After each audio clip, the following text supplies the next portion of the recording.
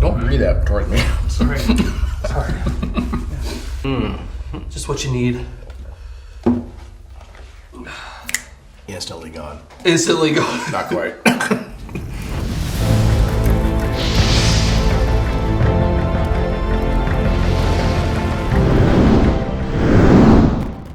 Hi everyone, and welcome to the HOTT Show, the honest, open, transparent talk show. With me today is our very special guest, Mark Barker, who is our lead pastor here at Columbia Community Church. So good to have you here. Hey, it's fun to be here. Can't wait to eat some wings. Yeah, it is exciting. I first came to this church probably about 9 years ago, and my wife, who was my girlfriend at the time, the very first message I think that we heard here, we both left and were like, oh my word, like that was, like we felt convicted, we felt like really challenged and everything. But it was funny because for both of us, we just really got caught up. At that one point you went, who can make a donkey talk? Like, God can make a donkey talk. You got like really heated about it. And like we remembered that, but in all honesty, man, I mean just your messages have always really spoke to our family and stuff. And so just personally from the bottom of my heart, honestly, thank you so much for being willing to do this, but also just, you know, being a leader here at our church and everything. That's funny. Yeah. I don't even remember that message. I know. I'm like, to you probably don't, but to me, it changed my life. There you go. That's so, awesome.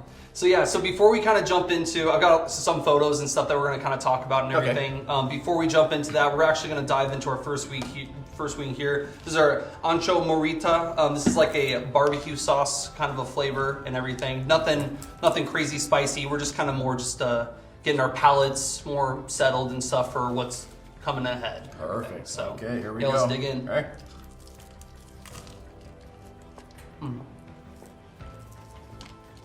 That's some good stuff. Yep. And don't worry about being conservative with the napkins. We'll get new napkins with every set of wings that we have. Okay. So. Good. Mm-hmm. Awesome. Thank you, sir. It's our wing boy there. So he'll be providing us with all that goodness and everything. Good. So this first photo that I have here, I've known a lot about you. I've learned a lot about you over the years. Mm-hmm. On this first photo here, I didn't understand this about you. You are a slurpee-holic, as some would say, or what's kind of going on here? No, not really. Usually what we do every July 11th, which is 7-Eleven, we go there and get a free Slurpee because that's what they do. And this was a couple years ago. Had two of them right there because they were free, and I'm doing kind of my walrus look right there. Yeah, that's what I'm doing. So yeah, that's what we're doing. But no, I don't do a whole lot of Slurpees. just once a year. Once a year. 7-Eleven. Okay. That's the day. That's the day. That is actually my wedding day. So, see? Yeah. That's why we did it. That's why you did it? Yeah, to celebrate for you. Man, that's right. Mark, that's just so wonderful. Yeah. That's so nice of you and stuff. Yeah. And here, we'll just kind of toss that. And then, Wing Boy, you want to get our next set out here? And so, this next set that we have here, this is our, this is the Bronx sauce. It would be similar to like a green Tabasco. That you would have kind of like for more of like a breakfast type of a thing, greenhouse market there, everything like that. Again, nothing like crazy spicy here, but it's a step up from barbecue sauce for sure. Okay. And everything. So I typically with these types of wings, I kind of like to peel off the meat first. It's just kind of my style. Everyone handles things differently though, and stuff. Now, you know, a lot of people know that you have. I'm going to say just a strong dislike for cats. But do you have any other like pets in your family, in your house? We have a dog, that's it. Okay. Yeah, we had a One fish. dog? The fish died, so we got a dog, but no cats. And never will have cats. And the dog is living? Yep. Dog's living. Good. Yep. Awesome. So that's an improvement. Okay, good. All right. So while we're diving into this next wing, this next photo I have of you here.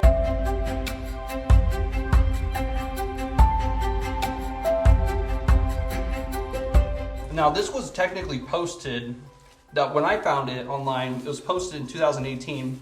Okay. I don't think that was in 2018. Correct. But I feel like there's got to be some significance behind kind of like what's happening in your life kind of during this time that's going on in this photo. So this was taken in about 2006. Yeah, this is a picture that is in Lake Chelan area. We usually go up to Lake Chelan about once or twice a year. And Madison, our daughter, was about probably 6 years old at the time. And this was at a place called Blueberry Hill. It's a restaurant. And you can see behind them all their different things. Of course, this is winter time, but this is where they have all the blueberries and stuff normally back behind there. And so yeah, that's what we're doing. We're just having a picture right there. Lake Chelan. Yep, Lake Chelan. Beautiful place. Yeah. Beautiful place. Yep. Yeah, we love it up there. Yeah. Yep. That's awesome though. That's awesome. So here we'll toss these aside and stuff. And we'll get our next sauce out here as well. And this is where things start kind of ramping up a little bit. So this one is called our man, I just want to make sure I get this right. Extreme Regret. So this is a Carolina Reaper combined with a Trinidad Scorpion pepper.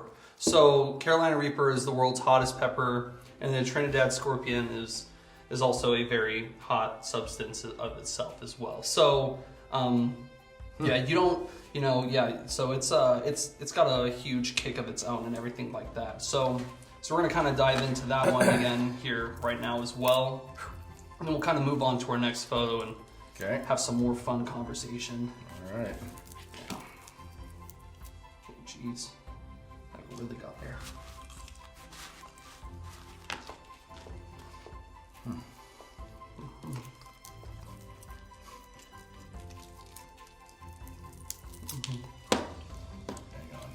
on. There we go. I know the wings are fighting today. Oh boy. Yeah. So. Talk about fire and brimstone. Yeah. Yeah. Yeah. Well, we're about halfway there, so. Oh, awesome. So get ready. So, yeah. Oh man. So this next photo here.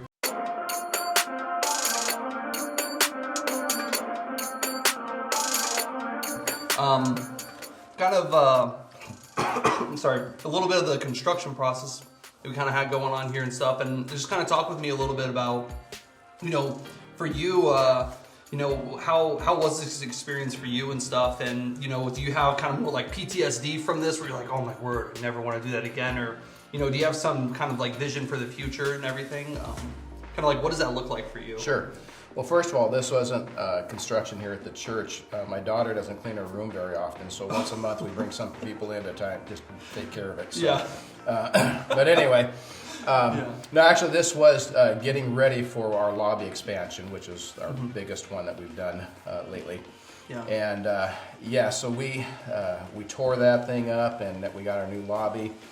Do we have projects? Absolutely. We always have projects around here. We're always trying to get things better. And going forward, our plan is sometime when the virus is done and all this other stuff, and money comes in and everything, we're looking to go multi-site. Oh, wow. So that's what we're going to be looking for other places around the community to reach more people than what we are now in one setting. So that's what we're looking at. Construction's good and bad. It's great, but it's a hassle to go through it. Yeah. But that's part of progress and part of reaching people. Yeah. No, I think it's so funny because like I always try to like think back and I don't have as many memories of going through the construction as I thought I would. I remember like having to go through like tunneled hallways for a while and stuff. I remember that our youth had we had like a totally separate entrance for bathrooms at one point. Yep. But outside of that, I just, it's kind of been just a blur to me, and like so thankful for what we have now, right? The end result. Exactly. So yeah, you wanna bring out our next set of wings here. So this next one here, this is our 100% pain. Wow. That's what it's called right there. Oh, it is called 100% pain. It's called 100% pain, and rightfully so. This is so, like, I'm just gonna like shake this bottle a little bit for you so you can just kind of see how it sets in there. This is a lot more of a salsa than it is a hot sauce.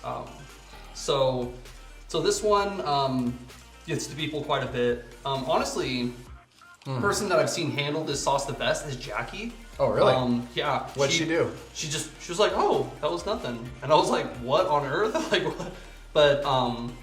But yeah, I think outside of that, pretty much everyone else, I know that Russ, I think, took off his jacket when he had the sauce.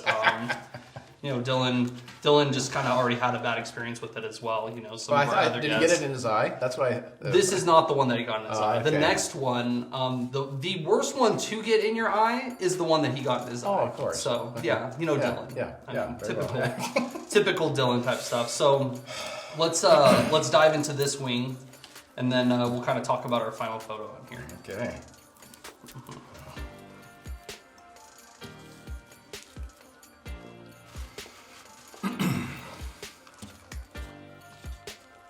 Are you starting to sweat? Yeah, a little bit. A little bit. It's a little on the zesty side.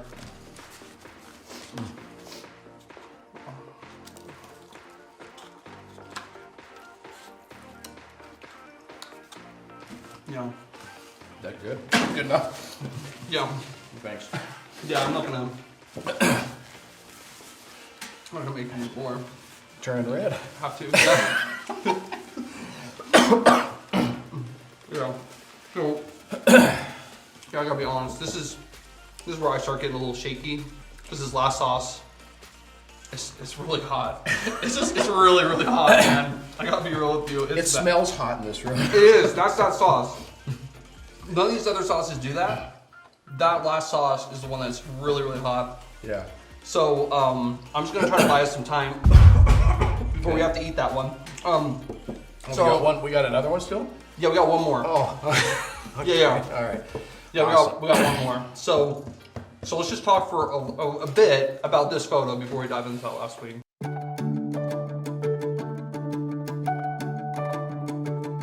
Yeah, this is Pastor Adam and Pastor Rollin.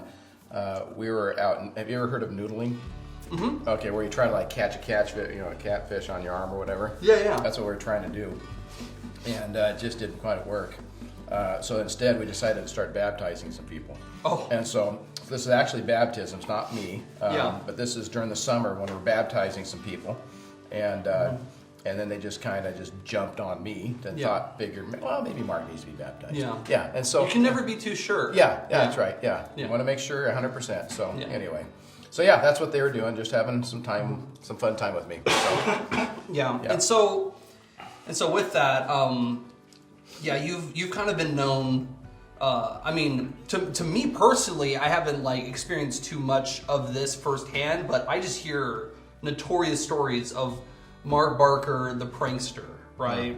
And so I've heard quite a few different stories and stuff like that, but I just didn't know if maybe which ones have you heard? I heard like I feel like it was like Christmas tree donation at Rollins' house. And then I actually heard one where people put a bowling ball, I think, in your pool. Yeah, that wasn't a big deal. Yeah, you know, like you just skimmed it out. Yeah, that was very easy to get out. Yeah. But they tried. But they tried, right? Yeah, so yeah. I just didn't know if for you had any like iconic pranks that you kind of remember where you're like, man, that was kind of like my favorite thing that I ever did.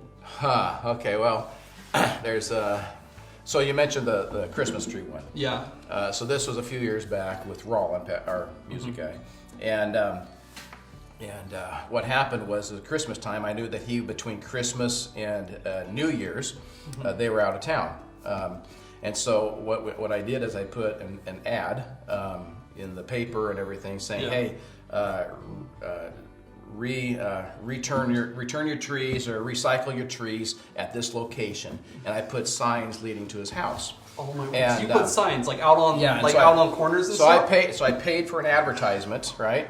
And then I also put signs everywhere. Holy and cow. and so people were and then we also got a couple trees just to start it off, right? Yeah. And then when he came back about 3 days later, there was a pile of trees that people had there, and what happened was while he's going, what happened? You know, why are all these trees here? A flatbed truck pulls up full of trees on it. No. And the guy sees Rollin out in the front yard, and he's going, "Hey, where do you want these trees?" Oh, and he goes, I don't want these trees. He goes, somebody's playing a prank on me. And so the guy just started laughing, and he goes, well, how did you hear about this? He goes, well, there's a big advertisement in the newspaper saying, okay, so basically what happened is Roland made an agreement with his garbage person that the garbage person would take 2 trees every week. And it took him months to get rid of all those trees. No way. So that's one of them. I'll just give you one other one. Okay. When I was a children's pastor in my previous life, and I was we were good friends with the youth pastor. And one day the youth pastor's wife went to pick up their baby and left her keys at the nursery and forgot to. And so the nursery worker said, "Hey, can you give these? These are Pastor so and so's wives, you know." And I said, "Oh, sure." Well, I didn't give them to him. I realized I had the keys to their house, right? Yeah. And so they went out of town, and we got into their house, and we took all the light bulbs and just spun them to where they wouldn't turn on, right? Yeah.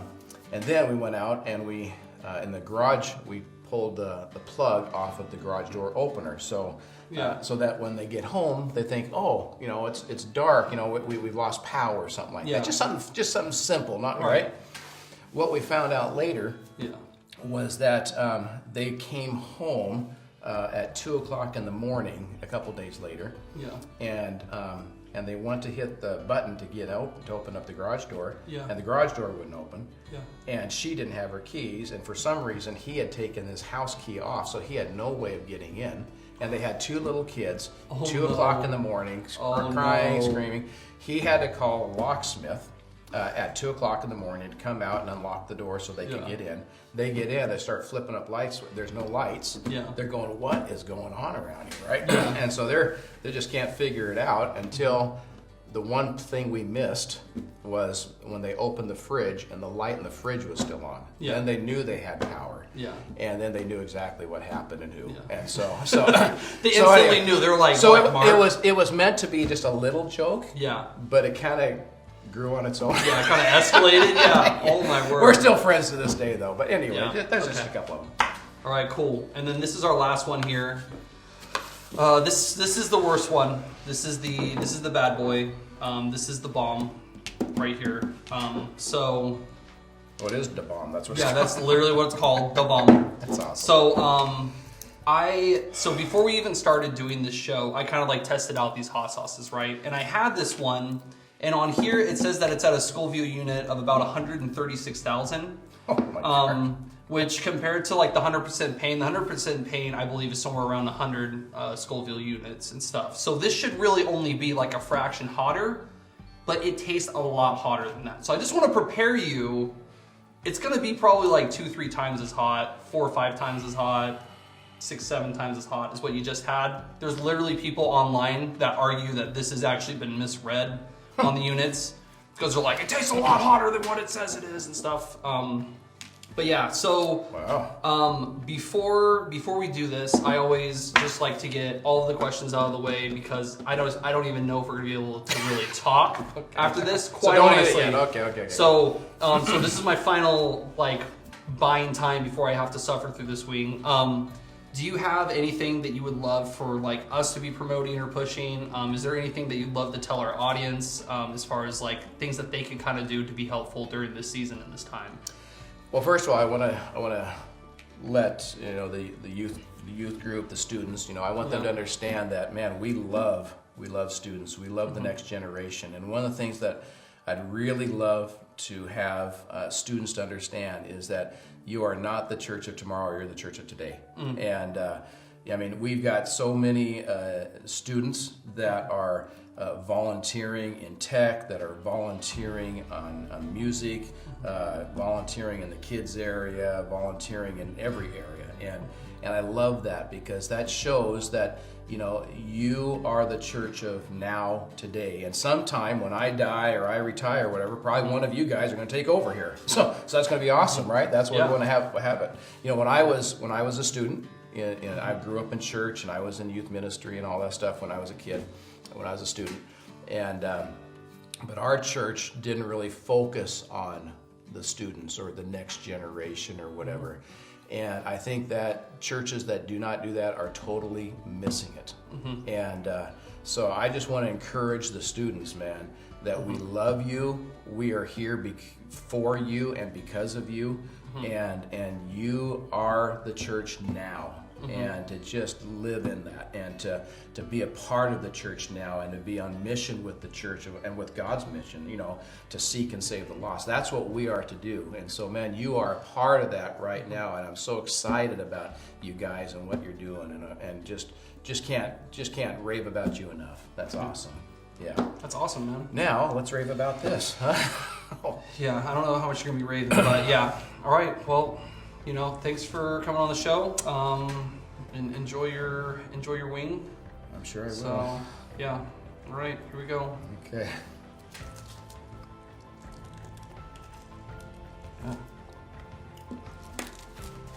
Ooh, that's a nice little warm one. Yeah. Yeah, no.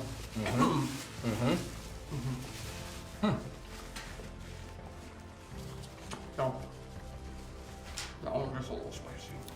Yeah. Yeah, that baby is a good one, isn't it? Yeah.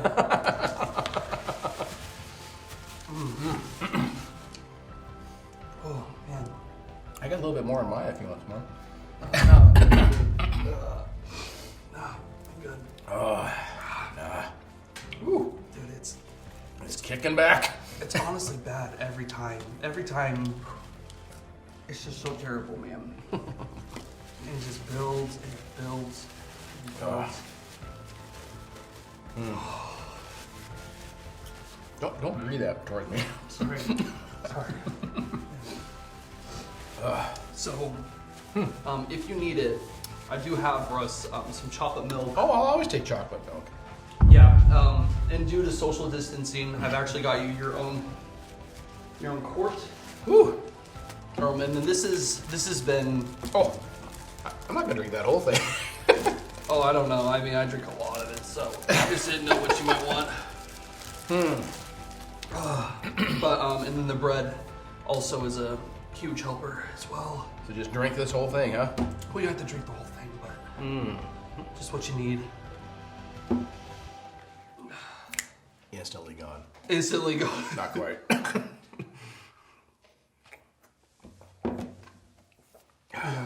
Here, cheers. Cheers.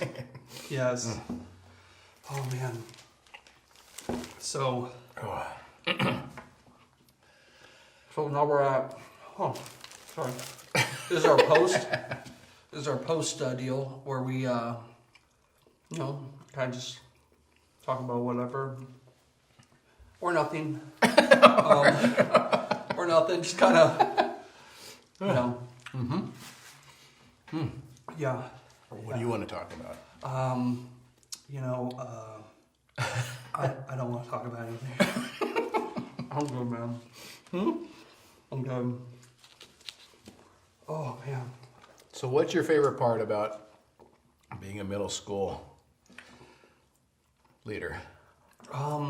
It's cheesy to say the students, but man, I mean, honestly, the middle schoolers of today have just got so much on their plate compared to when I was in middle school. Yeah. Compared to when you were in middle school. Yeah. And to be able to speak life and walk with them in that journey and that time and everything. You know, statistics are showing that middle school is really the determining age of when a kid's going to decide if they're going to have a faith or not. Yep. And to really just be a part of that is huge. I mean, I love it. So, I'm getting very emotional about it right now. Yeah. You know, but no, honestly, I just love middle schoolers and stuff. Love high school too. But yeah, no, middle schoolers, it's just, they're so honest about stuff too. Like if they have an opinion or whatever, they just say it. They're just like, bah, you know? And so it's very easy to just get direct to the point with middle schoolers as well. There's not a lot of like beating around the bush. It's just, you know, it is what it is. Yeah. So. Good. Yes. Yeah, no, but I just want to thank you again for being on here and stuff. You know, and you know, as part of this whole thing, which I don't know if I'm supposed to announce this now, but I'm just going to do it anyway. But basically, because Mark has done this, Russ had made a promise to Mark saying, "Hey, if Mark comes on the show and does the HOTT Show with us, then Russ is going to do a special episode where he will actually eat 5 wings with Da Bomb hot sauce on them." Mark has done it. He's here. He's drinking the chalky milk. He's eating the bread. Russ, it's going to be your time to shine, baby. And Now I want to have clarification. Yeah. He has to eat all 5 at once, right? It's not like one and the next week. Okay. Oh yeah, that's 5 in one sitting. That's good. Yeah. I love that. Okay. Yeah. Yeah, I think you get to kind of make the rules on that. You kind of are boss man. So Awesome. That'd be fun. yeah. Good. And then you'll be in this chair, kind of get to interview him, go through the process with him. Oh, good. Okay. Yeah. Okay. So Guest host. Cool. guest host. Yeah. It's gonna happen. We can do it, baby. All right. Okay. I think that's gonna be it, guys. I think we're gonna be good. We're gonna be done.